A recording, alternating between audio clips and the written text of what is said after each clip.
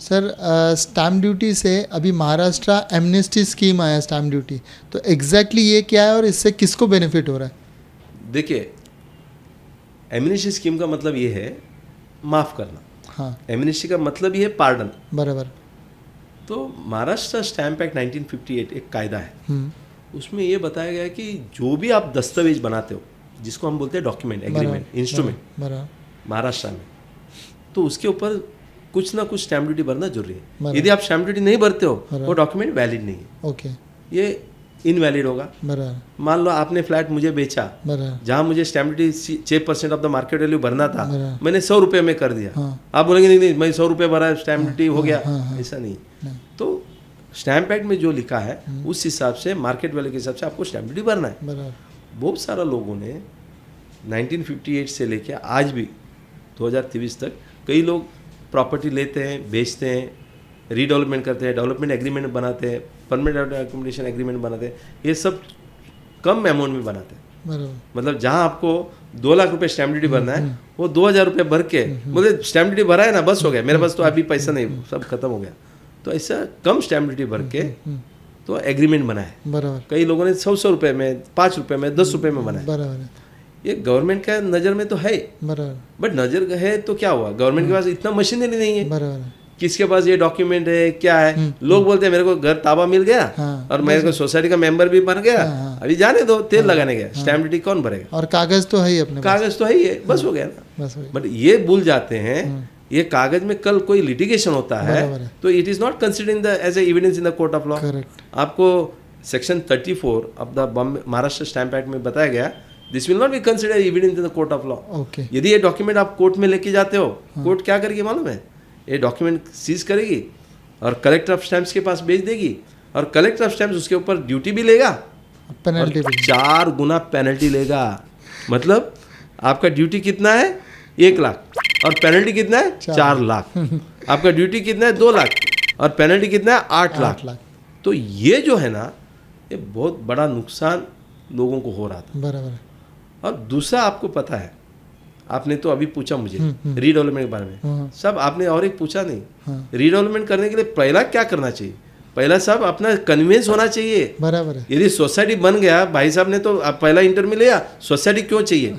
Society इसके लिए भी तो चाहिए, जो जमीन बिल्डर के नाम से है वो मेंबर्स के नाम होना चाहिए, सोसाइटी के नाम से होना चाहिए, क्योंकि इंडिविजुअल नाम से तो हो नहीं सकता जमीन। करेक्ट।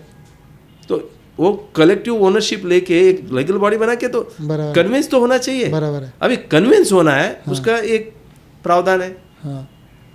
मान लो 100 फ्लैट है, हर आदमी ने अपना अपना फ्लैट का एग्रीमेंट का स्टैम्प ड्यूटी भरना चाहिए। बराबर है।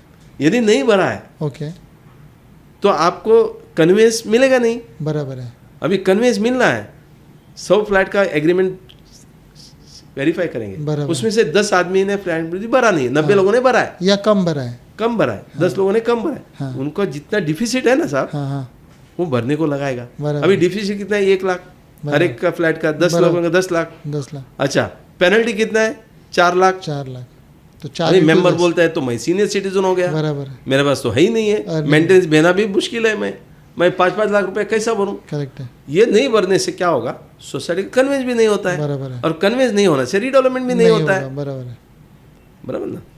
तो इसके लिए गवर्नमेंट को लगा कि एक तो डीम्ड कन्विंस को प्रावधान देना चाहिए, बराबर, और लोगों का ये जो दर्द है वो मिटाने के लिए बोला कि हम एक नया स्कीम लाते हैं। वो स्कीम क्या है? Stamp duty amnesty scheme 2023। Okay. आप यकीन नहीं करेंगे साहब, आपको ये यकीन नहीं आएगा, किसी को यकीन नहीं आएगा, मुझे यकीन नहीं आया। जब मुझे न्यूज़पेपर में, मैं मतलब पत्रकारों ने मुझे फोन किया, आज कैबिनेट में ही निर्णय लिया, मतलब क्या निर्णय लिया? स्टैम्प ड्यूटी माफ। लाइक पागल है क्या? ये कोई पॉलिटिकल आदमी ने गलत फहमी दे रहा है, और बोला कि सब न्यूज़ में फैल रहा है। मैं बोला कि ऐसा हो ही नहीं सकता है। अभी तक जिंदगी में मेरा इतना तजुर्बा हो गया, 33 ईयर्स में, मैंने कभी भी देखा नहीं है कि स्टैम्प ड्यूटी माफ़ किया है। साहब ये टाइम में इन्होंने स्टैम्प ड्यूटी माफ़ किया, 1 लाख तक आपको स्टैम्प ड्यूटी माफ़ है। अच्छा, पेनल्टी तो 100% माफ़ है। ये ऐसा क्रांतिकारक निर्णय, और हर लोगों का स्टैम्प ड्यूटी है, छोटा छोटा आदमी का वो 25,000, 30,000, 50,000 आता है। आपको क्या करना है? स्टैम्प ड्यूटी एमनेस्टी स्कीम में सबमिट करना है डॉक्यूमेंट को, ओके, ऑनलाइन सबमिट करना है और हार्ड कॉपी देना है, वो सर्टिफाई करेंगे, it is fully paid. Okay, मतलब आपको 25,000 50,000 जो स्टैम्प ड्यूटी आपने भरा नहीं ना, वो भी भरने का जरूरी नहीं, बराबर है, उसके ऊपर 4 गुना पेनल्टी है 400%, बराबर, वो भी नहीं भरना है। बराबर, तो आप बोलो इतना अच्छा स्कीम किधर है? करेक्ट। अच्छा, दूसरा ये स्कीम का बेनिफिट ऐसा है, आपने पूछा बेनिफिट क्या है? करेक्ट सर ये स्कीम का इतना बेनिफिट है कि इसके पहले जितने भी स्कीम आए ना, सिर्फ रजिस्टर्ड डॉक्यूमेंट के लिए आए। बराबर, यदि आपने डॉक्यूमेंट रजिस्टर किया है, गवर्नमेंट के पास है, करेक्ट, और आपने ड्यूटी नहीं भरा है, तो अनरजिस्टर्ड डॉक्यूमेंट के लिए नहीं था, नहीं था, बराबर, ये टाइम में इन्होंने एमनेस्टी से लाया, रजिस्टर्ड डॉक्यूमेंट के लिए तो लाया ही है, हाँ, अनरजिस्टर्ड डॉक्यूमेंट के लिए भी लाया, मतलब नोटरी डॉक्यूमेंट भी हो जाएगा। बिल्कुल।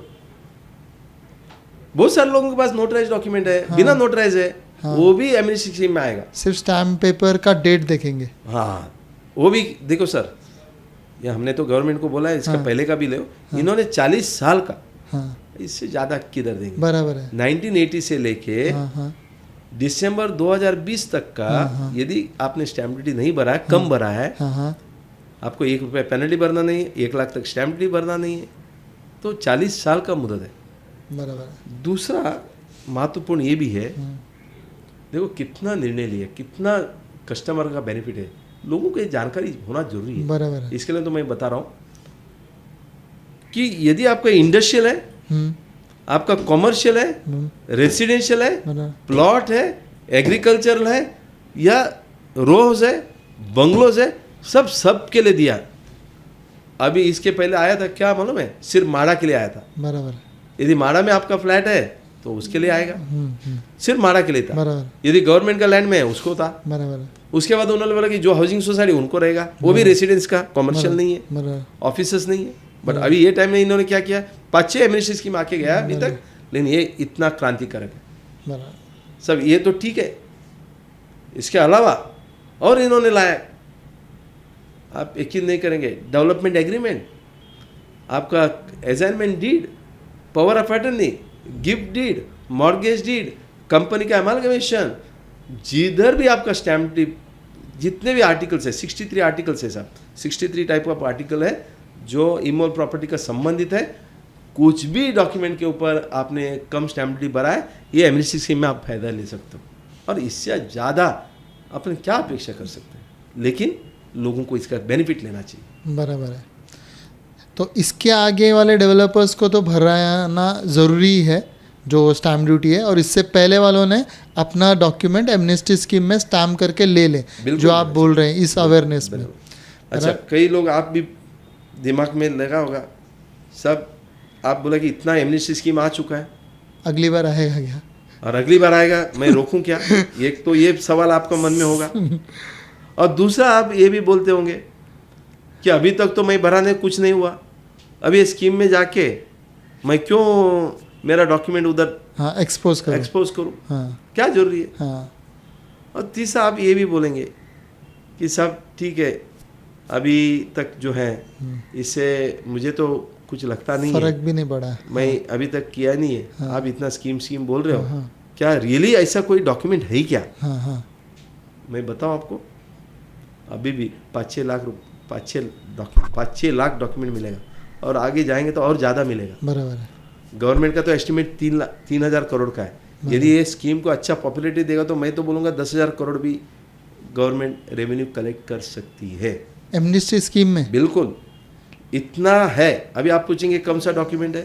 सब इतना सोसाइटी का रीडेवलपमेंट हुआ है, तो उधर सप्लीमेंट्री एग्रीमेंट हुआ है, और उन्होंने जो परमानेंट ऑर्डर एकोमोडेशन एग्रीमेंट है वो स्टैम्प ड्यूटी भरना है करके सब 10,000 बिल्डिंग का मुंबई में रीडेवलपमेंट हो चुका है। मैं तो बोलूँगा 5-6 सोसाइटी में हर बिल्डिंग में आप मान लो कम से कम 50 डॉक्यूमेंट भी पकड़ेंगे तो 5 लाख के ऊपर डॉक्यूमेंट सिर्फ परमानेंट ऑर्डर एकोमोडेशन का एग्रीमेंट का, जिसने 100 रुपये का स्टैम्प पेपर नोटरी करके रखा है, उनका सब ये स्कीम में जा सकते हैं और पूरा का पूरा बेनिफिट ले। लेकिन उसमें तो गवर्नमेंट को पैसा कैसे मिलेगा जब ये भरेंगे नहीं पैसे? तो फ्री है ना। बिल्कुल, आपने बहुत अच्छा सवाल किया, बहुत अच्छा सवाल किया, वेरी गुड सर।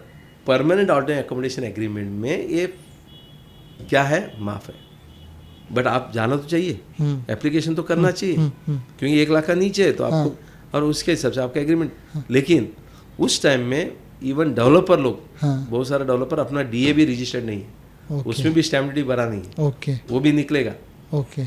बराबर। और बहुत सारा सोसाइटी जैसा कि मोर देन 50% हाउसिंग सोसाइटी आज भी कन्विंस हुआ नहीं। हर एक बिल्डिंग में कम से कम 5-6 डॉक्यूमेंट ऐसा है जिनका क्या है, स्टैम्प ड्यूटी भरा नहीं है। तो आज आप 1 लाख सोसाइटी है महाराष्ट्र में, 1,20,000 है, बराबर। अब 20,000 छोड़ो, 1 लाख है, 1 लाख है तो 5 डॉक्यूमेंट एक सोसाइटी का पकड़ेंगे तो भी आपका 5 लाख डॉक्यूमेंट है, उसका भी स्टैम्प ड्यूटी बाकी है। बराबर। तो करने को जाएगा तो बहुत सारा डॉक्यूमेंट है। बराबर। माड़ा का बहुत सारे लोगों ने अपना स्टैम्प ड्यूटी भरा नहीं है, बराबर। एमएमआरडी का नहीं भरा, कलेक्टर का लैंड का भरा नहीं है, बराबर। एसआरए का भरा नहीं है। एसआरए का जितने भी घर दिया है ना, लेकिन उनको सबको इस स्कीम में जाना चाहिए, बेनिफिट लेना चाहिए। तो गवर्नमेंट कितना ड्यूटी लेती है नहीं देती है वो मेरा काम नहीं है, आपका काम नहीं है, बराबर। बट हमारा काम ये कि ये जो नागरिक का सुविधा के लिए जो दिया है सबने फायदा पहुंचाना और उनको बोलना ये बेनिफिट लेना चाहिए, बराबर।